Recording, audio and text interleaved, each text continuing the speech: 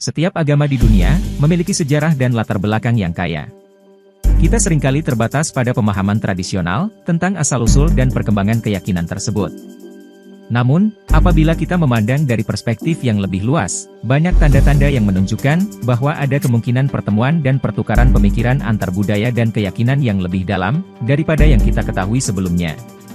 Salah satu pertanyaan besar yang sering muncul dalam diskusi antar agama adalah hubungan antara Islam dan Buddha. Ada banyak teori dan hipotesis yang mencoba menjelaskan hubungan ini. Salah satunya adalah hubungan antara Siddhartha Gautama, pendiri agama Buddha, dengan Nabi Zulkifli yang disebut dalam ajaran Islam. Meskipun tidak banyak informasi tentang Nabi Zulkifli dalam sumber-sumber Islam, beberapa cendekiawan percaya bahwa ada kemiripan antara kisah hidup Siddhartha Gautama dan Nabi Zulkifli. Kemiripan lain yang sering diperdebatkan adalah antara ajaran Buddha dengan ajaran Islam. Beberapa poin ajaran yang mirip telah membuat sejumlah orang percaya bahwa mungkin ada hubungan langsung antara kedua agama ini. Namun teori yang lebih kontroversial, dan yang akan kita telusuri dalam video ini, adalah hipotesis bahwa Nabi Muhammad mungkin telah menjadi murid dari Siddhartha Gautama, atau belajar ajaran Buddha.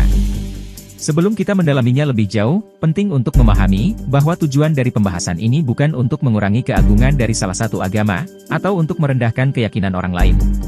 Sebaliknya, kita mencoba untuk memahami kemungkinan hubungan dan pertukaran pemikiran yang mungkin terjadi di masa lalu, yang pada gilirannya dapat meningkatkan pemahaman dan rasa hormat kita terhadap setiap agama.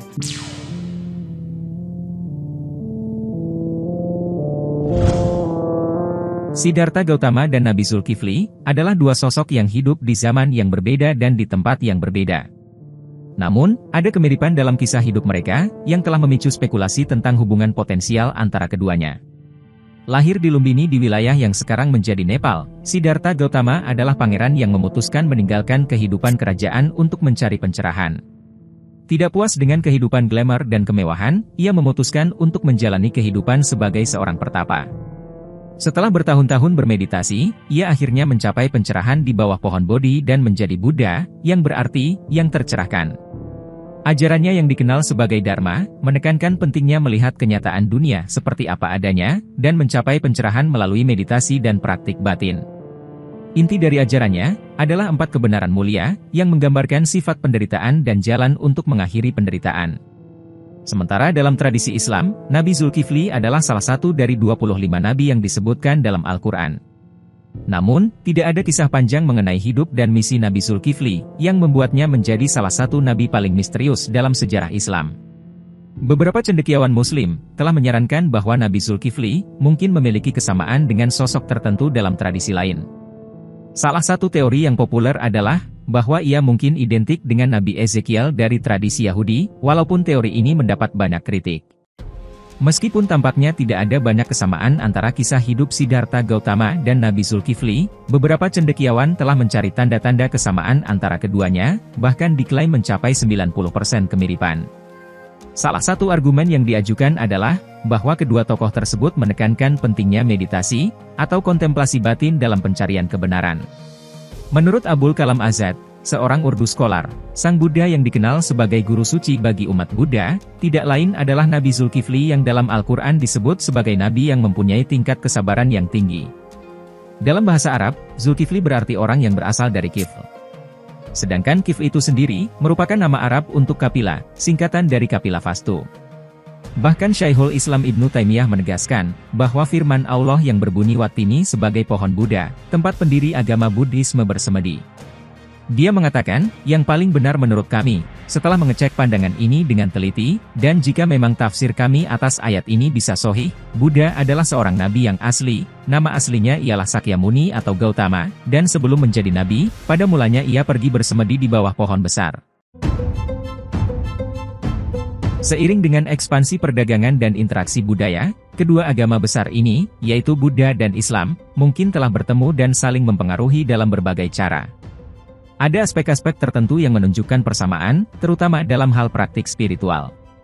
Dalam tradisi Buddha, meditasi merupakan salah satu pilar penting dalam pencarian pencerahan. Melalui meditasi, seorang praktisi dapat melihat realitas sebagaimana adanya, mengatasi penderitaan, dan mencapai nirwana. Meditasi dalam tradisi ini, seringkali melibatkan teknik pernapasan, konsentrasi, dan kesadaran penuh. Islam, meskipun tidak secara eksplisit mempromosikan meditasi seperti dalam Buddhisme, memiliki praktik yang mirip dengan meditasi, yaitu tafakur atau kontemplasi. Dalam banyak ayat Al-Quran, umat diminta untuk merenungkan tanda-tanda alam, dan mencari pemahaman yang lebih dalam tentang Tuhan melalui kontemplasi. Kemudian dalam ajaran Buddha, ada penekanan kuat pada konsep kesederhanaan, dan pengabaian keinginan duniawi sebagai cara untuk mencapai pencerahan. Sang Buddha sendiri, meninggalkan kehidupan kerajaan untuk menjadi seorang pertapa, dan menjalani hidup yang sederhana. Dalam Islam, konsep serupa dikenal sebagai zuhud, yang berarti tidak bergantung pada kenikmatan duniawi, dan lebih fokus pada kehidupan akhirat. Banyak tokoh sufi terkenal telah mempraktikkan zuhud, dan mengajarkan pentingnya menjalani kehidupan yang sederhana dan tulus. Selanjutnya, kedua tradisi ini memiliki pedoman etika dan moral yang kuat. Dalam Buddhisme, ada 5 sila atau prinsip moral yang harus diikuti oleh para penganutnya, seperti tidak membunuh, tidak mencuri, dan lainnya. Sedangkan dalam Islam, ada hukum syariah yang mengatur perilaku dan etika moral umatnya. Dengan adanya jalur sutra, yang merupakan jalur perdagangan antar negara di Asia, ada kemungkinan besar terjadinya pertukaran budaya dan ajaran antara kedua tradisi ini. Bisa jadi, ada pengaruh Buddhisme dalam praktik-praktik spiritual Islam, atau sebaliknya. Bahkan ada pula yang mengklaim, bahwa dalam kitab Sirah Nabawiyah karya Ibnu Hisham, terdapat kisah di mana Nabi Muhammad berdiskusi dengan biksu Buddha yang datang ke Mekah. Setelah saling memperkenalkan, mereka mulai berbincang-bincang tentang ajaran agama masing-masing. Dalam diskusi tersebut, Nabi Muhammad menyatakan rasa kagumnya terhadap ajaran agama Buddha, terutama mengenai nilai-nilai kebaikan dan perdamaian, yang dipegang teguh oleh agama tersebut. Nabi Muhammad juga menekankan pentingnya menjaga perdamaian dan toleransi antar umat beragama yang berbeda. Sementara itu, biksu Buddha tersebut juga menunjukkan rasa kagumnya terhadap ajaran Islam, khususnya mengenai keikhlasan dalam beribadah, dan pentingnya menegakkan keadilan sosial. Tulisan-tulisan kuno, legenda, dan tradisi lisan memberikan petunjuk yang misterius, tentang hubungan antara Siddhartha Gautama dan Nabi Muhammad. Meskipun teori ini kontroversial dan banyak yang mempertanyakannya, beberapa argumen dan bukti telah diajukan oleh para peneliti dan sejarawan yang mencoba untuk menjembatani kesenjangan antara dua tokoh besar ini. Pertama-tama, kita harus mempertimbangkan kronologi. Siddhartha Gautama hidup sekitar 500 tahun sebelum Nabi Muhammad.